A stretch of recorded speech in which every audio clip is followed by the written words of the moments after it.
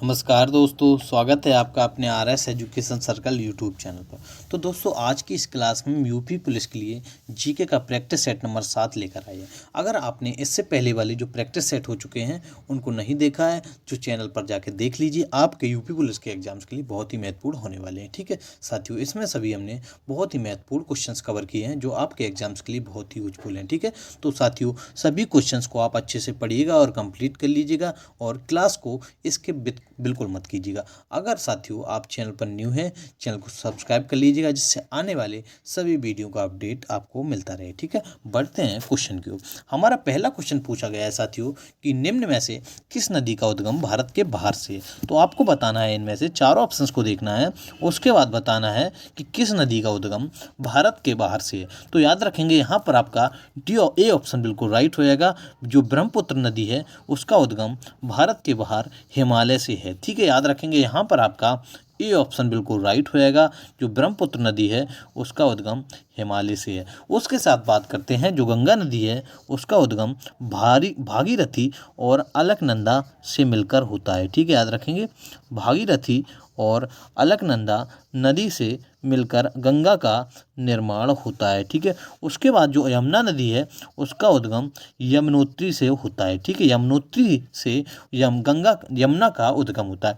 जो नर्मदा नदी है उसका उद्गम अमरकंटक की पहाड़ियों से होता है। ठीक है, कभी कभी हमारे एग्जाम्स में ये क्वेश्चन ना पूछकर ये पूछ देता है कि गंगा नदी का जो उद्गम है वह किससे होता है या किन नदियों से मिलकर बनती हैं, और यमुना नदी का जो उद्गम है वह किससे होता है, यमुनोत्री से। और जो नर्मदा नदी का उद्गम होता है, निकलती हैं, वह अमरकंटक की पहाड़ियों से निकलती हैं। तो यहाँ पर आपका सभी ऑप्शंस मैंने बता दिए हैं और आपका ए ऑप्शंस बिल्कुल राइट हो जाएगा। जो ब्रह्मपुत्र नदी है वह भारत के बाहर से इसका उद्गम होता है। ठीक है, यहाँ पर आपका ए ऑप्शन बिल्कुल राइट हो जाएगा। बढ़ते हैं साथियों क्वेश्चन नंबर 2 की ओर।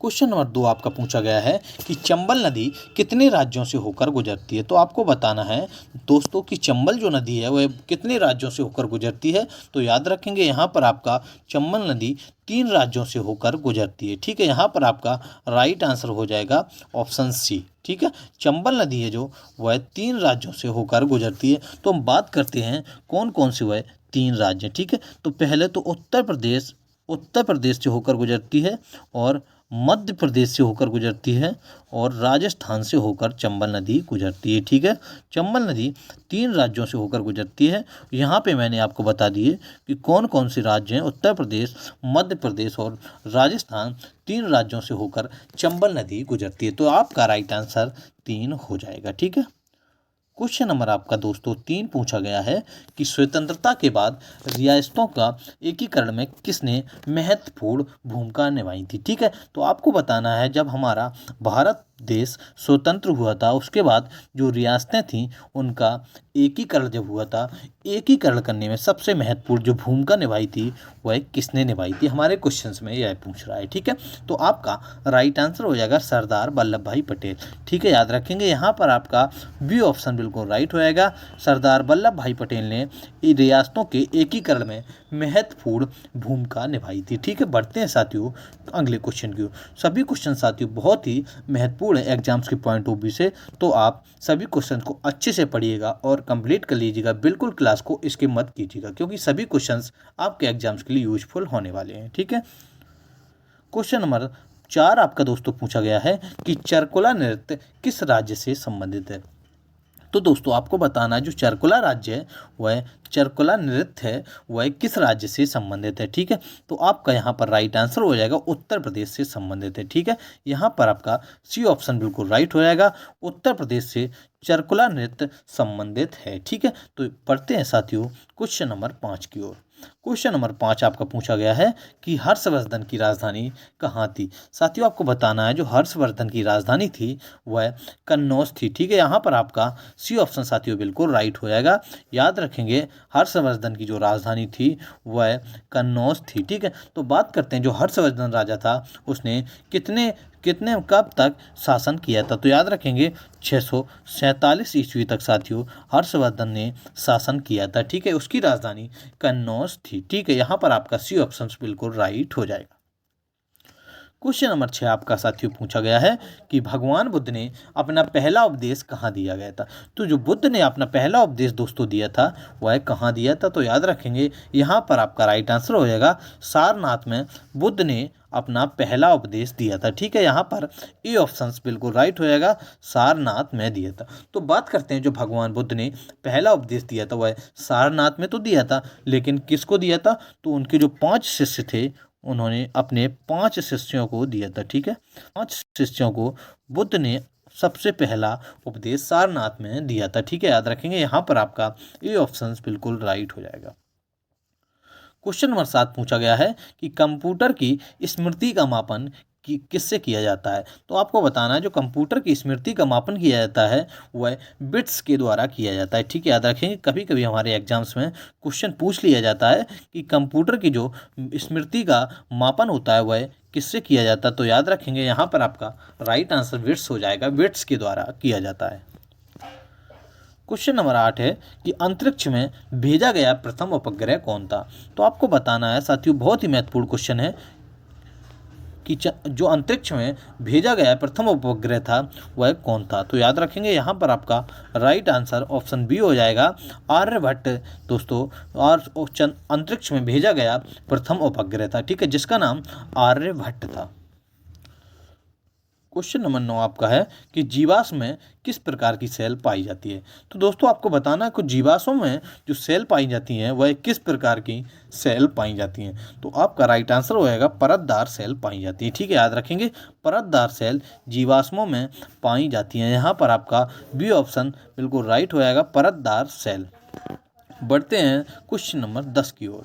क्वेश्चन नंबर आपका अगला पूछा गया है दोस्तों कि वायुमंडल में सबसे ज़्यादा गैस कौन होती है। वायुमंडल में गैस की जो सबसे ज़्यादा मात्रा पाई जाती है वह बताएंगे आप लोग किसकी पाई जाती है। तो याद रखेंगे नाइट्रोजन की सबसे ज़्यादा वायुमंडल में मात्रा पाई जाती है। ठीक है, नाइट्रोजन की सबसे ज़्यादा मात्रा पाई जाती है। तो यहाँ पर आपका बी ऑप्शन बिल्कुल राइट हो जाएगा, वायुमंडल की सबसे ज़्यादा मात्रा 78% लगभग में अप्रॉक्स में इतनी ही मानी जाती है। ठीक है, बढ़ते हैं अगले क्वेश्चन की ओर।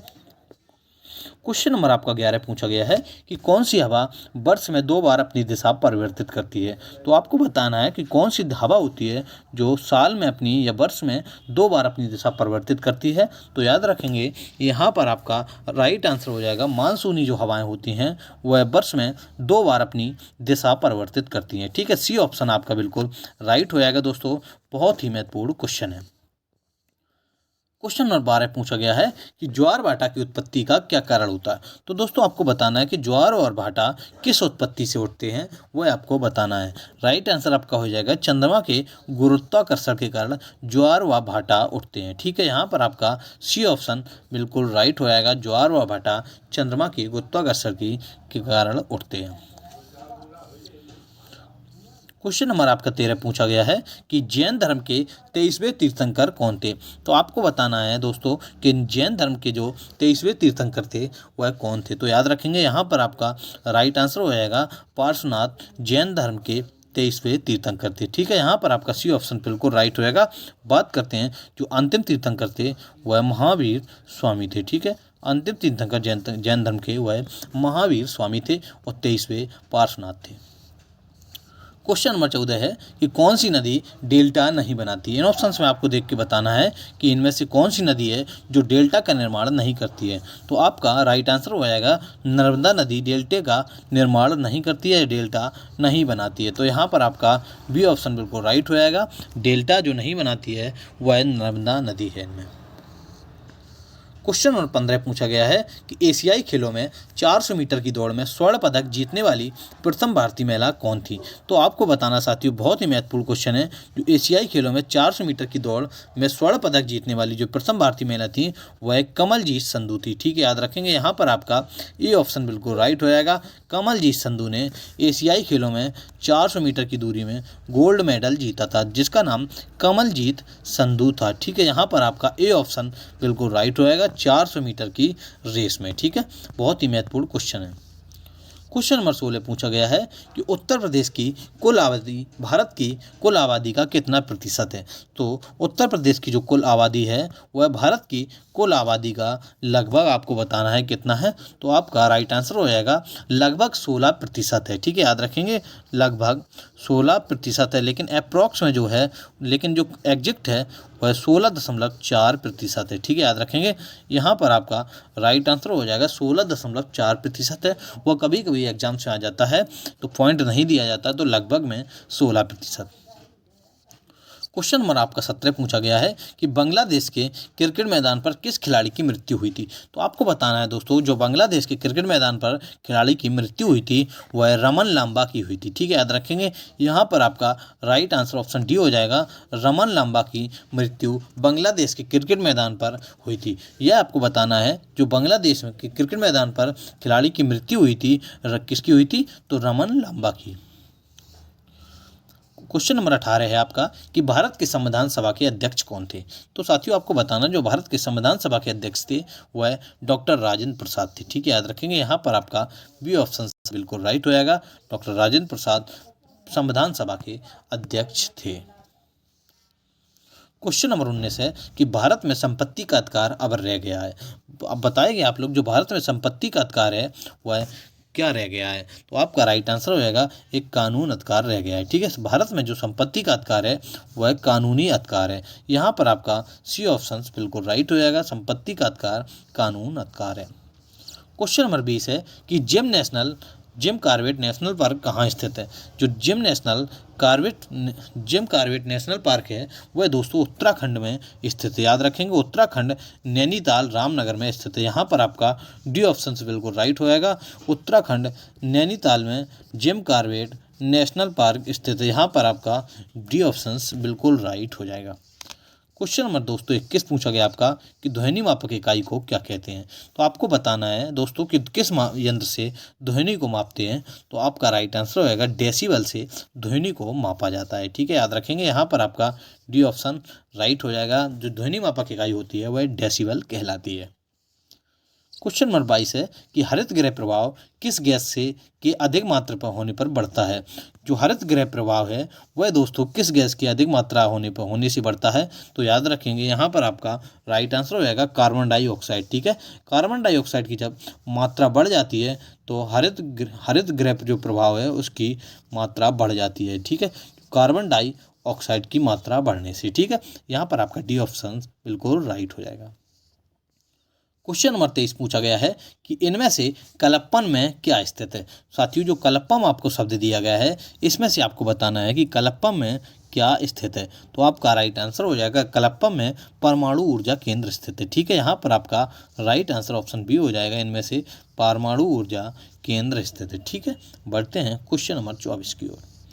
देश में मुद्रा की आपूर्ति कौन नियंत्रित करता है। जो क्वेश्चन नंबर 24 आपका साथियों पूछा गया है कि देश में जो मुद्रा की आपूर्ति को नियंत्रित करता है वह भारतीय रिजर्व बैंक करता है। ठीक है, आरबीआई करता है। यहाँ पर आपका ए ऑप्शन बिल्कुल राइट हो जाएगा। आरबीआई जो है भारतीय रिजर्व बैंक, वह देश में मुद्रा की आपूर्ति का नियंत्रण करता है। क्वेश्चन नंबर आपका 25 पूछा गया दोस्तों कि मगध साम्राज्य का अंतिम शासक कौन था। तो आपको साथियों बताना है जो मगध साम्राज्य का अंतिम शासक था वह कौन था। तो आपका राइट आंसर हो जाएगा उदयन मगध साम्राज्य का अंतिम शासक था। ठीक है, यहाँ पर आपका सी ऑप्शन बिल्कुल राइट हो जाएगा। मगध साम्राज्य का जो अंतिम शासक था दोस्तों वह उदयन था। ठीक है, तो दोस्तों आज की क्लास यहीं पे समाप्त होती है। अगर आपको वीडियो अच्छा लगा तो वीडियो को लाइक कीजिएगा। अगर आप चैनल पर न्यू है चैनल को सब्सक्राइब कर लीजिएगा, जिससे आने वाले सभी वीडियो का अपडेट आपको मिलता रहे। Thank you class.